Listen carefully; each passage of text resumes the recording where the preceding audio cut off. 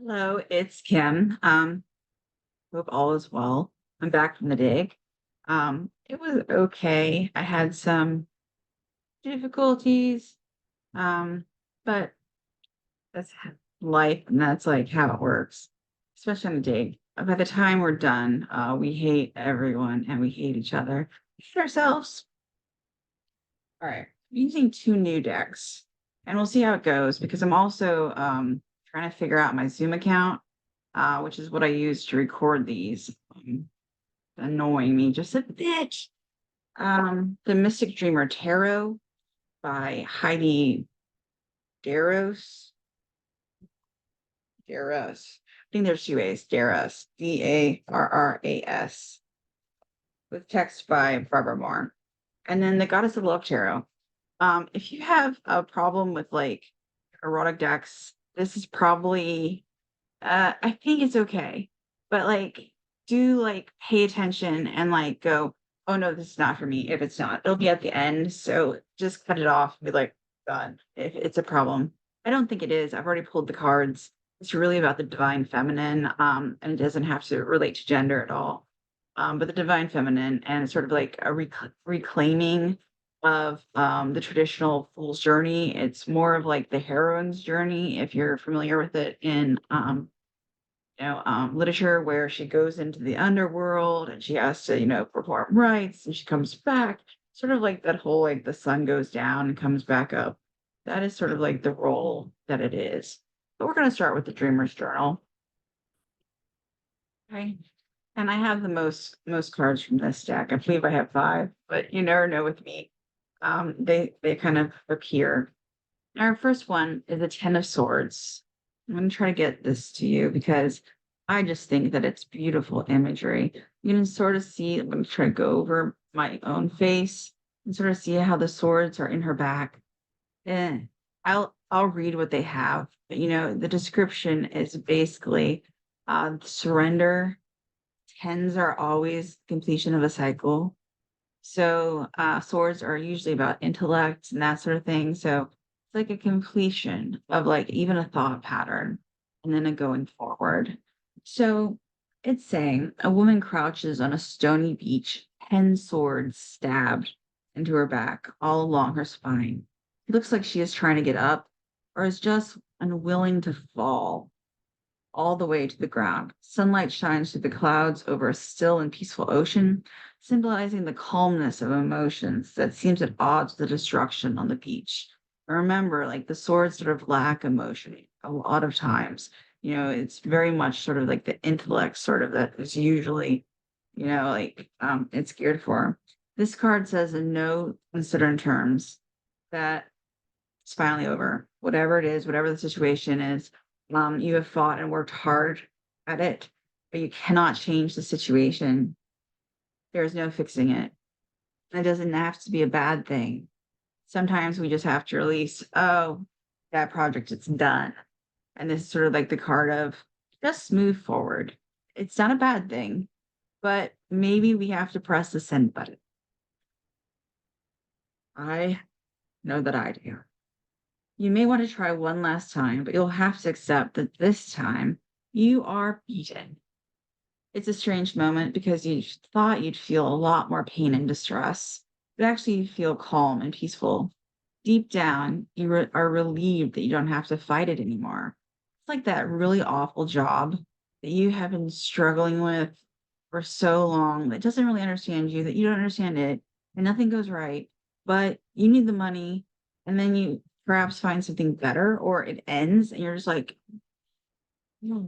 Or first it ends, and then you find something better. Okay. So it is that completion, right? And it's definitely a completion of a toil, a labor of love, or at least a labor of necessity.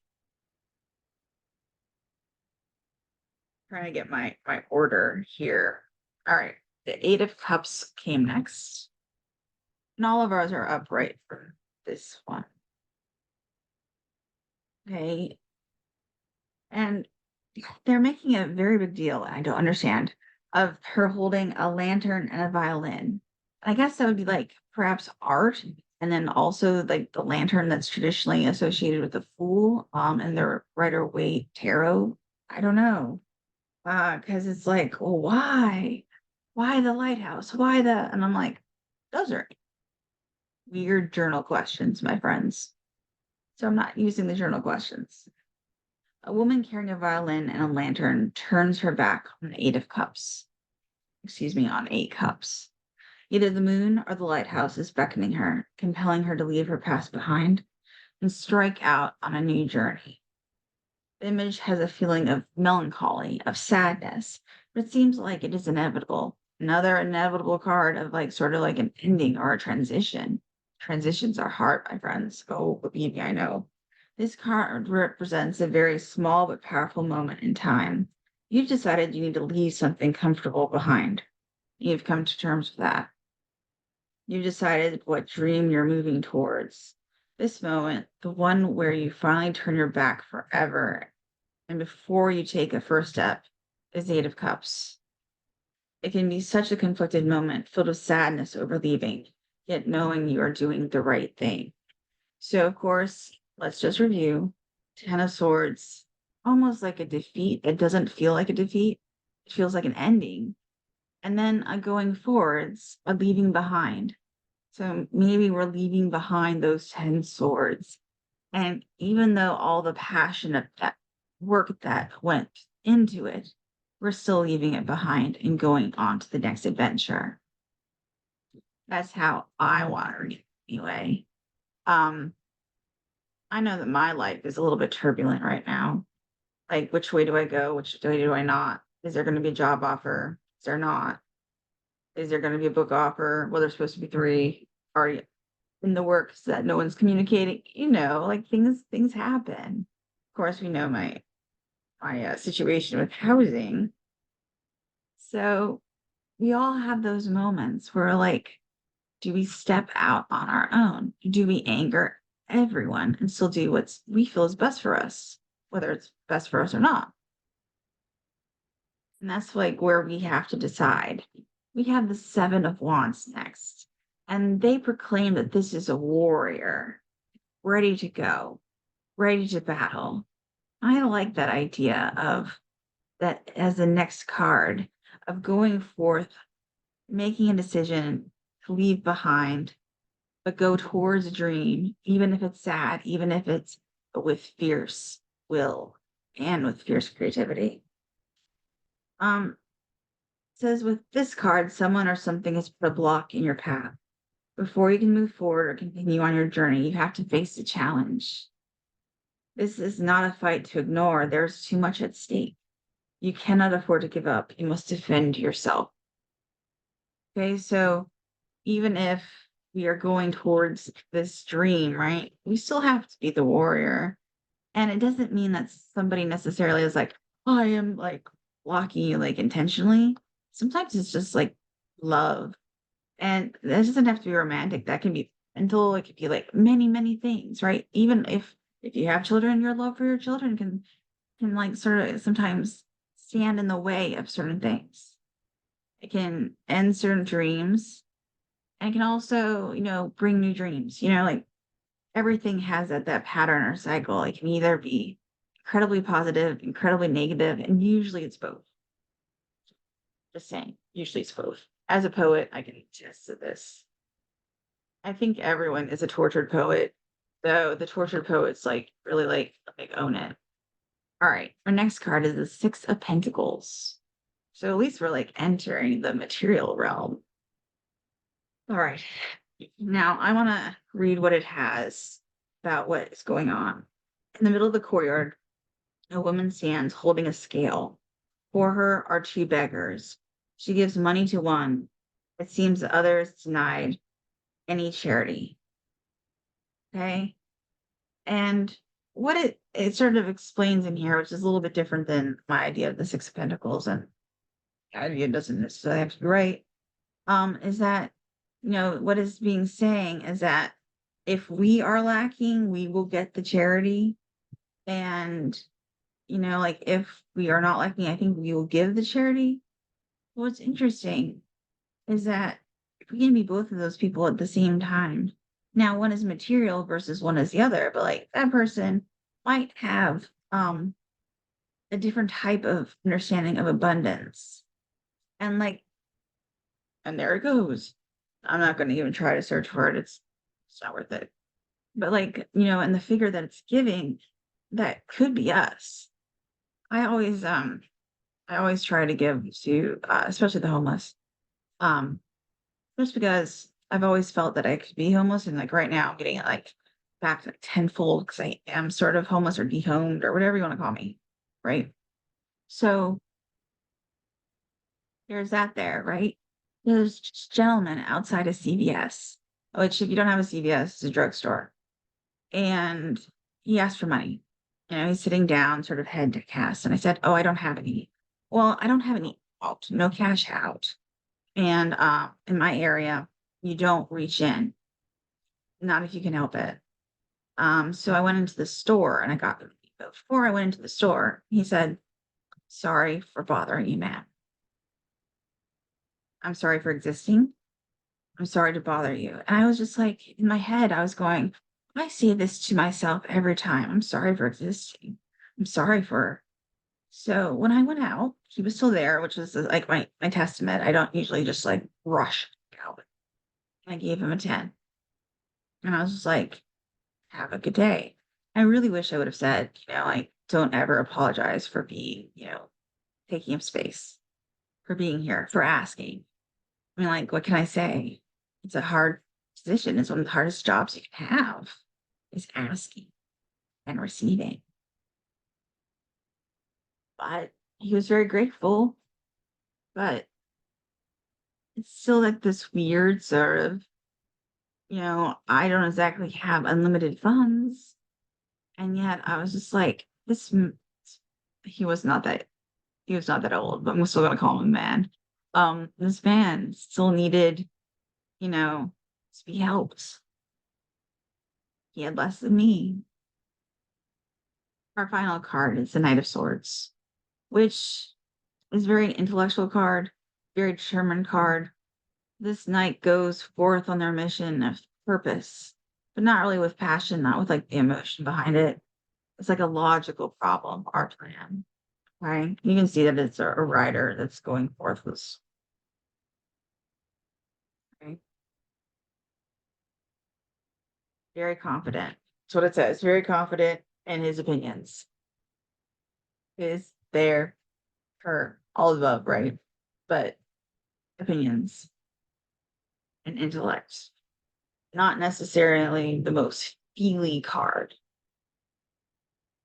With that transition, we are going to, I'm going to try to get this right. The Goddess of Love Tarot, Gabriella Herstick. Okay, I only have 3 cards. Gotta get it correct. All right, we got the 3 of Cups inverted.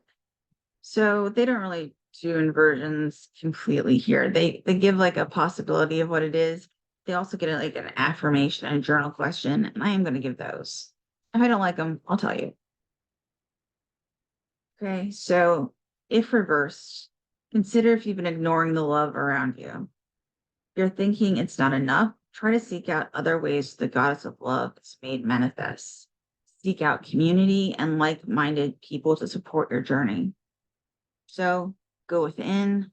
Doesn't have to necessarily be romantic love that you have at this moment.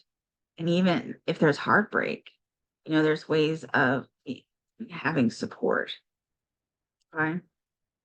So their affirmation is I live as infinite expression of the goddess of love and lust. Journal question: where in my life am I overflowing with love and beauty? And that's a really, really interesting question. Um, but I like it. Where in my life am I overflowing with love and beauty? Right. Our next one is the High Priestess upright, and it has a lot. It gives a lot. Right. And this is basically Isis, goddess of ancient Egypt. It says she is a prismatic goddess, ruling over necromancy as well as love, family, the earth, and magic. Okay. Her multifaceted nature reflects the shadowy and light sides of the moon.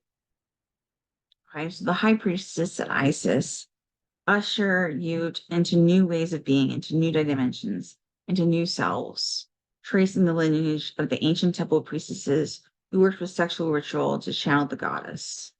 And what's interesting, of course, is what we've had was that entire cycle of both pain and leaving behind. And then this is sort of like a becoming card where we are called to become our highest, self. And again, gender doesn't matter. So they're saying it's a mirror to magic and inner knowing. She parts the veil to occult mysteries and is sharing with you now. Information: I am the priestess of sexual mysteries. I am the priestess of goddess sex and love. Journal question: what magic is the high priestess guiding me towards? Right, and there is a ritual, but I am not going to give it. It's quite lengthy and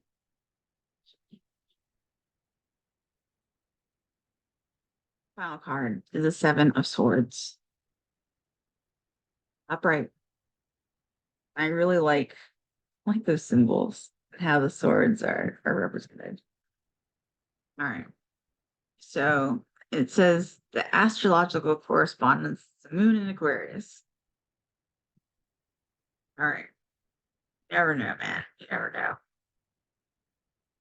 So the sevens play a special role in love and lust because of the number seven is associated with the sphere of the Netzach on the Kabbalistic tree of life. It means victory in the sphere of Venus and the ruler of emotions, feelings, and heart-based energies. So here, usually we say swords don't have to do with emotion, and sort of like swords are having to do with emotion, just like maybe like more intellectual side of like analyzing emotions. There's a sense of deception in the mental plane, either coming from someone else or you're fooling yourself and tangling yourself in false narratives to suit your desires. Have you taken action to undermine someone else or yourself? Or like I'm keep hearing the word limerence, like is it real love or is it something that is sort of like childhood woundy that we like are creating or wanting this love? Just let go. The struggle is real, but honestly ask yourself if it is necessary. What beliefs are you keeping the center of this fight? How can you surrender and offer this to the goddess of love using the blade to cut out sick parts? When this card shows up reversed, which is not reversed, but let's, for the sake, since I decided to read it, search for support from the outside source of whatever you go through. Seek understanding around the situation, clarity on how to move forward. And that's good for either. I mean, like, get support. Try to figure out your intentions, try to figure out their intentions, ask around, have support, be patient. Affirmation: I release all beliefs and patterns around struggling for love and acceptance. I claim my voice and power. We don't have to exist for somebody else. Journal question: where am I holding on to old wounds? How can I begin to release them? And by releasing these old wounds, we learn how to actually communicate in ways that even if we're struggling and we're arguing with each other, we can both be respectful and our trio be respectful, right? And that is amazing when you actually have like one of those, discourses and you're like, well, that's how you felt. Why didn't you tell me? Oh, well, no, your feelings belong to you, good friend. My feelings belong to me. I cannot cause your feelings. Sometimes these are the conversations we need to have with ourselves and with others. So we're breaking the patterns of some things. And like we have a lot of swords and we're like ending with swords. So we're going to use our intellect to sort of like feel out our emotions. I think that we need to like maybe meditate, maybe like journal, as the book is saying, and just sort of think about what's going on and like why we feel like we feel. Not, oh, I just feel, like we can all be swept up. But after a while, why do we feel? What are our own motivations? I mean, we have motivations of some sort, whether we know it or not. What does it make us feel and why? And that can be hurt. It can be happiness. It can be all of the above. But like just pinpointing, it'll help us going forward in all our relationships and in all of our art, et cetera, job, everything going forward. We stand in our power, know that we're worth it. Half the battle is knowing that we have the right to exist. It is going and saying, I belong here. It's a big, big deal for many of us. And it's a struggle. But once we make that decision of, I do belong here, I am worth it, then you kind of expect others to step up and you step up for them. And that might be like that big 10 of swords lesson, letting go of our pain and stepping into power. All right. Have a wonderful week. Take care.